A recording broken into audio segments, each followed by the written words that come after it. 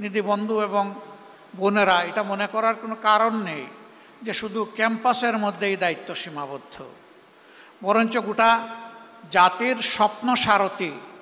এই স্বপ্নকে ধারণও করতে হবে, আবার স্বপ্নকে বাস্তবে রূপ দিতে হবে। আমাকে লোকেরা আরও জিজ্ঞেস করে আগামীর বাংলাদেশটা কেমন হবে।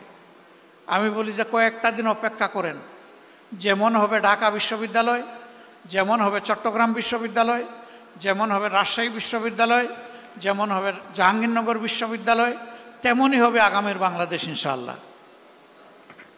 তাহলে বুঝতেই পারছেন আপনাদের উপরে দায়িত্ব কত ভারী। কিন্তু আমি বিশ্বাস করি এই ভারী দায়িত্বের পাহাড় নয়, পর্বত আপনারা ডিঙ্গাতে পারবেন ইনশাআল্লাহ। আমি সবসময় তারুণ্যের বিকাশের পথে, আমি তারুণ্য নির্ভর একটা বাংলাদেশ দেখতে চাই, এবং আমি নই, আমরা সবাই দেখতে চাই, 18 কোটি মানুষ দেখতে চাই। এই তরুণরা আগামীর বাংলাদেশ কিভাবে গড়বে তার রিহার্সাল হচ্ছে এখনকার ছাত্র সংসদের মাধ্যমে।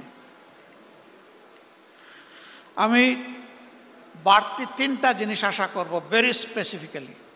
নাম্বার 1, প্রত্যেকটা বিশ্ববিদ্যালয়কে সেন্টার অফ একাডেমিক এক্সিলেন্স হিসাবে গড়ে তোলার জন্যে ফার্স্ট প্রায়োরিটি হওয়া উচিত এই ছাত্র সংসদগুলোর। এর সাথে অবভিয়াসলি শুধু বই খাতা মেলে পড়ব আর ক্লাসের একটা লেকচার আমি শুনবো দেখব, বিষয়টা তা না। বিশ্ববিদ্যালয়গুলো তো মূলত হচ্ছে গবেষণার কেন্দ্রবিন্দু। আফসোস এখন গবেষণা উবে গেছে, যার কারণে হাজার বিশ্ববিদ্যালয়ের তালিকায় আমরা নাই। আমরা চাই এই দুয়ারটা খুলে দেওয়ার পথে প্রত্যেকটি ছাত্র সংসদ অগ্রণী ভূমিকা পালন করুক। এটি হোক তাদের 1 নম্বর প্রায়োরিটি। এর সাথে শিক্ষার পরিবেশ নিশ্চিত করার জন্য যা দরকার ক্যাম্পাসে, যতটুকু ম্যাক্সিমাম সামর্থ্য কুলায় সেই এফোর্টটাকে ম্যাক্সিমাইজ করা দরকার। নাম্বার 2, অতীতের কলুষিত ছাত্র রাজনীতিতে আমরা শুনতাম, আমরা দেখতাম, ছাত্র সংসদে যারা নির্বাচিত হন তারা বিশ্ববিদ্যালয় এবং কলেজগুলার বিভিন্ন উন্নয়নমূলক কর্মকাণ্ডে তারা জড়ায় পড়েন, তারা অংশ বসান, অসৎ উপায়ে রুজি করেন। আমরা সততার পরীক্ষায় এই ছাত্র সংসদগুলোকে শতভাগ উন্নীত দেখতে চাই। এখানে 1% কোনো ফেইলিওর এই জাতি দেখতে চায় না।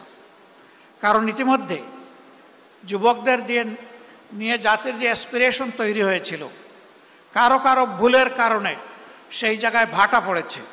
আমি চাই সেই ভাটার জোয়ার এই ছাত্র সংসদগুলোর মাধ্যমে ফিরে আসুক।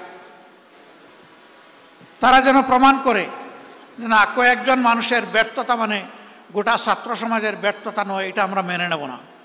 আমরা প্রমাণ করব ছাত্ররা সবসময় ন্যায় সত্যের পক্ষে, কল্যাণের পক্ষে, এবং ছাত্ররা সবসময় বৈষম্যহীনতার পক্ষে। আমার 3 নম্বর প্রত্যাশা, একজন নাগরিক হিসাবে ভবিষ্যতের বৃহৎ নেতৃত্বের জন্য নিজেকে তৈরি করো। তোমাদের হাতে নেতৃত্ব তুলে দিয়ে আমরা পিছন থেকে তোমাদেরকে শক্তি যোগাতে চাই।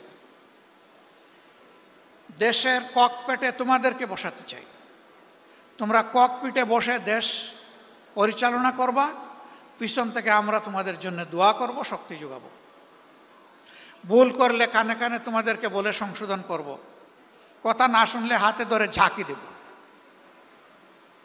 যদি তাও না শুনো তাহলে সম্মানের এই আসন থেকে জাতিকে সাথে নিয়ে তোমাদেরকে সরাই দেব, এখানে রাখবো না। তোমাদেরকে সেইভাবেই প্রস্তুত হতে হবে। আমি গভীরভাবে বিশ্বাস করি তোমরা পারবা ইনশাআল্লাহ। তোমরা পেরেছ। একটা পর্বত প্রমাণ, একটা হস্তিকে তোমরা এই সমাজ থেকে তাড়াতে পেরেছ। তোমাদের নেতৃত্বেই সেটা সফল হয়েছে। তোমাদের নেতৃত্বে ইনশাআল্লাহ আগামী নতুন বাংলাদেশ, বেটার বাংলাদেশ গড়ে উঠবে, এটা আমাদের প্রত্যাশা।